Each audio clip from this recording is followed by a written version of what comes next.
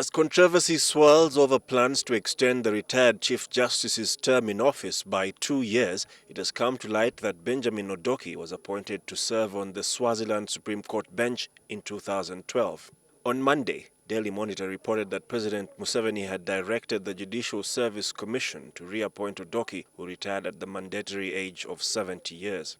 However, the Times of Swaziland carried a story a year ago which reveals that Odoki had been appointed to serve the highest appellate court in the absolute monarchy. When NTV spoke to him, Odoki said he did not seek any job but had been appointed by King Mswati. He also said he is naive about his reappointment as Chief Justice. However, he added that if he were reappointed, it would not flout the provisions of the Constitution.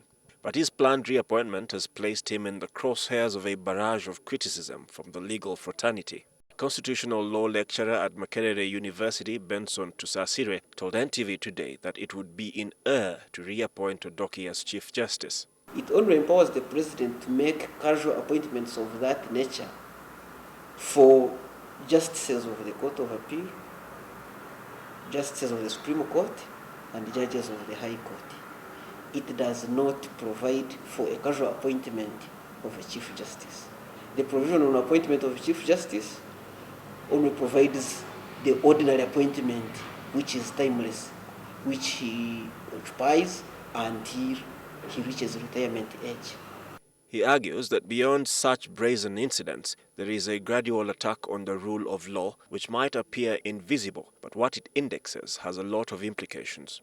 The events that bring down the rule of law, it is the unwritten, the indirect assaults, so to say, that are more dangerous.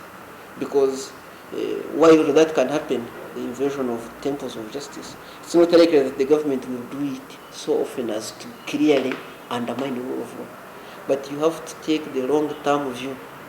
And for me, when I do that, my view is that, yes, the rule of law is steadily being eroded in small, indirect measures.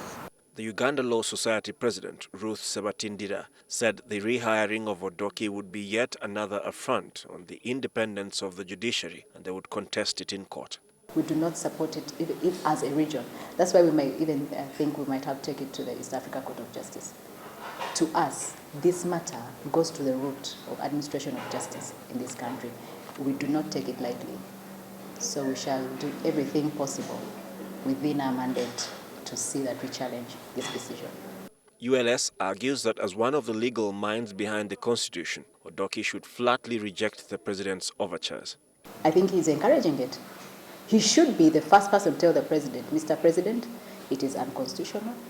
I'm okay. I'm 70. This is what we said. He wrote these things. Why doesn't he test his own things? This week, scholars converging at the Center for Basic Research said there is a carefully choreographed and sustained attack on the independence of the judiciary, which could plunge the country into anarchy.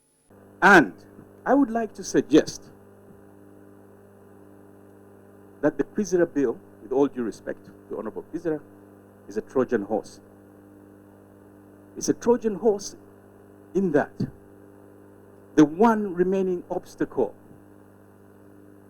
to the project that was designed in 1986 and achieved in 1995 with the Movement Constitution and the amendment in 2005